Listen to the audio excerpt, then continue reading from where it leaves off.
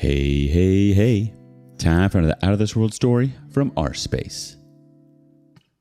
If your cheating partner blames you for the cheating, it's time to get the heck out of there. And if you share a house and some dogs, make sure you take the dogs and run. Today on rSpace, we learn that it doesn't matter what we do for someone we love. They can still be talking to their affair partner on the way to our own wedding venue.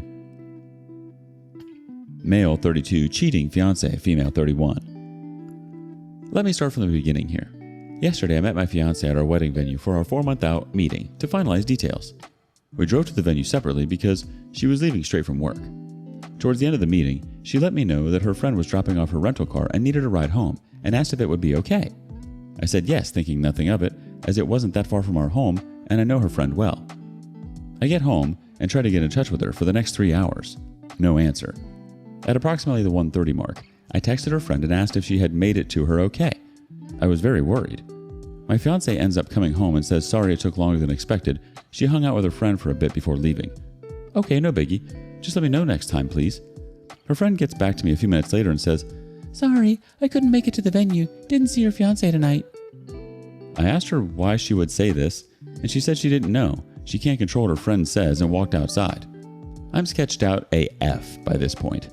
I have never done this, but I looked at her phone records. Yes, I did and don't regret it. I saw that when she went outside, she called her friend that had texted me right after she went outside. I also saw an hour-long call with a number I didn't know on the way to the venue. I asked her what rental place they went to and multiple other questions. She had quick answers and they seemed legit. I thought maybe I'm crazy here. I need to chill and sleep on it. This morning I asked her to please see the text from her friend asking her to pick her up, and I would apologize for questioning her the previous night. She said no. I said when I caught up to you yesterday on the way to the venue, I saw you were on the phone. Who was that? She said, oh, that's the friend I picked up later on. That's when I knew for a fact she was lying. I said I looked at her phone records and knew that wasn't true. She then changed her story to say, oh, I needed to meet up with a coworker to discuss a patient. Who is the coworker, and why couldn't you discuss that over the phone? I need to show him the techniques in person. His name is Michael. Okay, I'm sketched out beyond belief at this point. We never lie to each other. I asked to see the text with Michael. She said she wouldn't let me see. I said, why not if there's nothing to hide?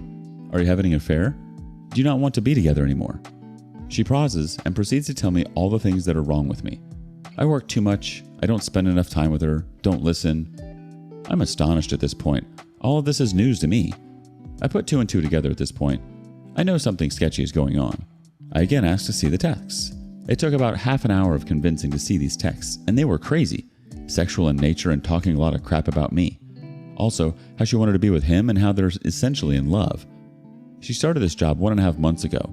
He is her coworker. He is also 15 to 20 years older and divorced with multiple kids.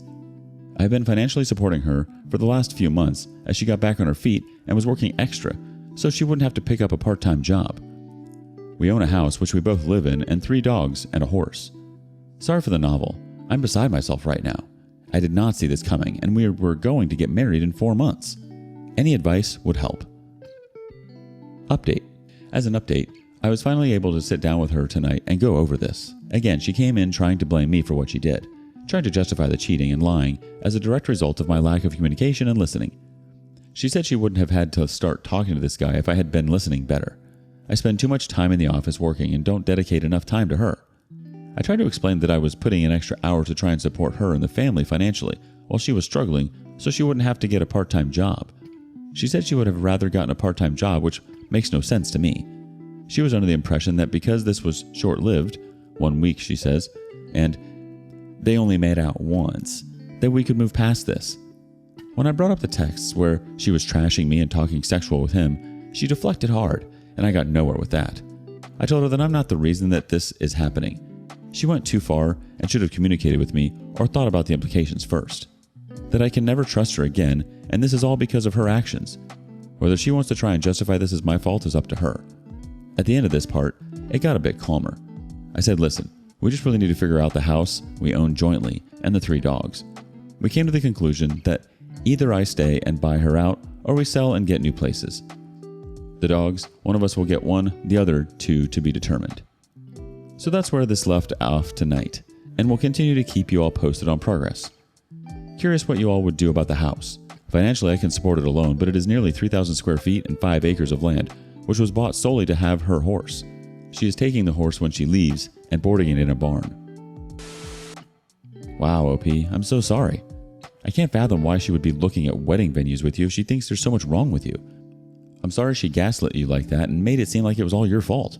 This absolutely isn't your fault. She should have communicated with you about how she was feeling rather than looking outside of the relationship for some sort of justification. If she wasn't happy in the relationship, she should have left and not taken it to the point of looking for venues with a fiancé she finds endless flaws in. Second update. Day 3. I was able to sit down and have a 3-hour conversation with her tonight. We talked about our relationship and what led to what occurred. It started with her telling me what I did wrong in our relationship. Lack of communication, spending too much time working in on my phone. I don't disagree with any of these things. My mindset behind working so much was the support of our family. I run an e-commerce business on the side and am a one-man customer service center, and deals happen 24 hours a day. I'm never not on the clock. I could have certainly been better about setting my phone aside and responding to people the next day. The lack of communication was on both ends, and a prime example of this is the fact that I was unaware she was unhappy with any of this. It was never communicated to me. She said she felt I would have gotten upset if she told me, but never gave me the chance to work on it. I'm not a perfect person by any means, and many times I do or say things that are misinterpreted by her as rude. An example of this is a week or two ago, I was trying to help her with a budget with her financial problems to try to set up a plan to get her on track. To note, I work in the financial industry and do this for clients all the time. So I had mentioned that she owed me maybe $1,000 and she would get that back to me next paycheck. I said something like, I think it's a little bit more than that. Let's go through the transfers I have made to our joint account. It ended up being over $5,000. My purpose for doing this was not to make her feel bad, but to realize how much I've been contributing. She took this as me trying to humiliate her. I was just trying to help and maybe my timing was off. She told me I have been too focused on money lately, but I was only trying to make sure we were going to be okay. We still had quite a bit to pay for the wedding, and my budgeting mentality was on overload trying to make sure we had enough. The fact that she keeps trying to justify what she did by attributing this as a direct correlation to my flaws really bothers me. She keeps telling me that she is surprised I would throw away 7 years of a relationship like this. I keep having to remind her that I didn't throw it away. She did with her actions. She told me that I told too many people too quickly, and we could have resolved all of this between us. She also said that she wouldn't have had to talk with someone else if I was a better listener or communicator.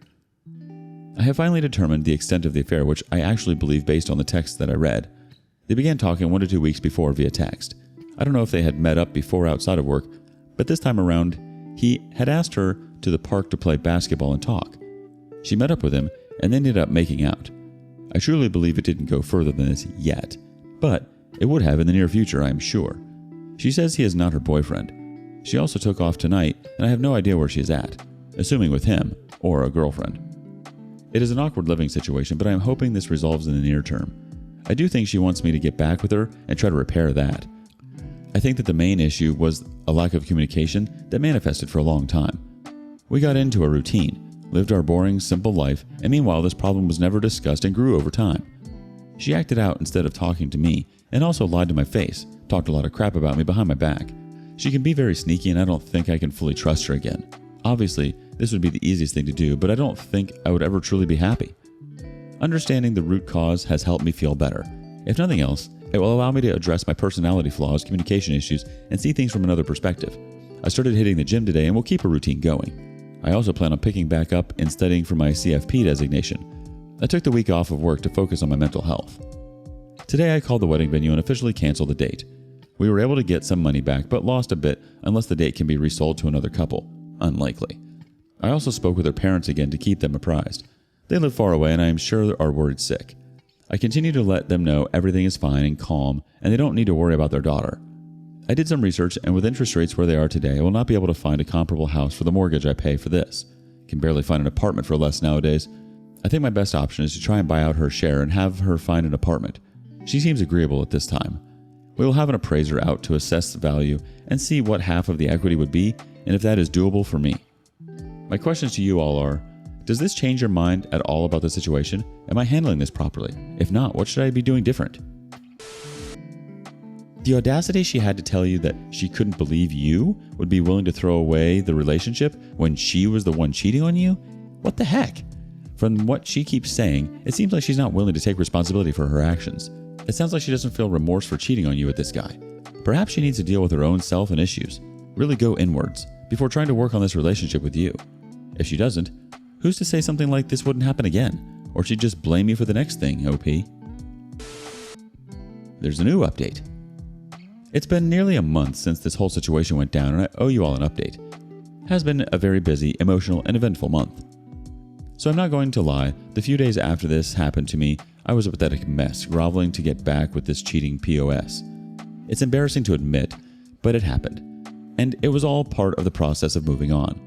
While in this vulnerable state, I tried everything I could do things right to make things better, but nothing worked. I was actually told that she had to make a decision, me or him, and she did the right thing choosing him. I think that's when I woke up and realized I had let my self-worth go down the drain, and I needed to take a step back and really focus on me and what was best for me. It is hard after 7 years of doing everything for someone else to focus on your own needs, but that's exactly what I've been doing since. I moved our joint savings accounts to my individual checking account. I did the math of what was owed to me and transferred half of the balance back to the joint account for her to take. I have been working out every day since this happened. It makes me feel good to not only improve how I look, but helps me continue to think clearly. I've gone suit shopping, for a massage, out with friends and family. Not only was this relationship isolating of my friends and family, which should have been a huge red flag, but I never did anything for myself. Buying clothes is just not something I would do. I was always worried about providing for my significant other and animals. I've been seeing a therapist, for the first time in my life, on a weekly basis. It helps me talk things out in my decision making. It is something I will probably continue to do after the situation resolves, just to continue to improve myself. Now for the bigger items. I'm still living in the house with the ex. She is sleeping in the guest bedroom, and we are at a point where the only communication is, "Did you feed the dogs?" I think she is a terrible person, and no matter what I say, in her mind, this is my fault. To accuse someone of being a bad communicator and then using that as an excuse to then not communicate her feelings to me and cheat is her being a hypocrite, and an easy out in her delusional mind. I stopped bothering trying to reason with her because she is unreasonable. I have been keeping the ball rolling with listing our house for sale. I contacted an agent, had them come, and was happy with the proposed sale price. She then requested that I contact 2 other agents and get their opinions, one of which was recommended by her friend. Yes, I made all the calls, set up all the appointments, and met with these people. This is how the relationship always was, and even though it's not fair, I've been willing to do it all to get the hell out of here. After meeting with all 3, we ended up going with the first agent. Pictures were taken on Sunday, and the house was listed for sale Sunday night. Open house next Saturday. Already getting a lot of attention on the real estate sites. She will be taking the horse to a barn somewhere to be determined. I had a conversation about the dogs and offered to take 1 or none. She said she would take all 3 of them to keep them together. They're a happy bunch, and I don't want to fight over taking one if that will break them up. It also selfishly allows me to pursue a clean start. Unexpectedly, I met someone about a week ago that I've been spending quite a bit of time with. I have no false expectations here, but I'm enjoying hanging out with her. She's been through a similar situation in the past and has been helping me through this. It's really eye-opening speaking with a kind, thoughtful, and independent woman. It makes me realize what a narcissist my ex was. Completely self-centered, dependent, and manipulative. I should have listened to the warnings from family and friends long ago. I definitely fell into the trap of being in a simple routine. I wasn't enjoying life. It was just an easy situation to be in. Nice house, lots of land, great animals, didn't want to rock the boat. So I just continued on. You don't really realize this until you take a step back and truly reflect. Some might say it was a wasted time, but I am really using this as a learning experience. I will not ignore red flags in the future. I will not fall into a simplicity trap. I will continue to maintain relationships with my friends and family. I just want to end this with a huge shout out to everyone on here that commented on my original post. I posted on Reddit because I had no idea what to do. Those of you that took the time to try and help a complete stranger on Reddit are amazing. I read every single comment, and they all helped me get to where I am now. I'm looking forward to the next chapter of my life, wherever it takes me. Thank you all, truly. Emothro says, "So relieved the fiancé picked the affair partner. This poor guy might have stayed trapped in that relationship forever if she hadn't." Old Ladies Die Hard chimes in, "Please, sir, can I have some more? I'm just thankful he found out before the wedding. Ex and affair partner deserve one another. She'll probably be back later, whining about what she's lost." Despite it all, it is nice to hear that you're moving on in your own way, OP. It's hard to see just how bad things are when we're in the thick of things. We often make excuses for just how bad things can get and then are blind to it all. I'm sorry this happened to you. Continue moving forward without expectations. You're going to be just fine. What are your thoughts? What would you have done in OP's position? Thank you for joining us today on rSpace. Like and subscribe and hit that notification bell so you don't miss out on our next video. We'd hate for you to miss out. If you want to listen to more stories from me, check out our lounge where I feature a larger variety of non-cheating related stories. See you there.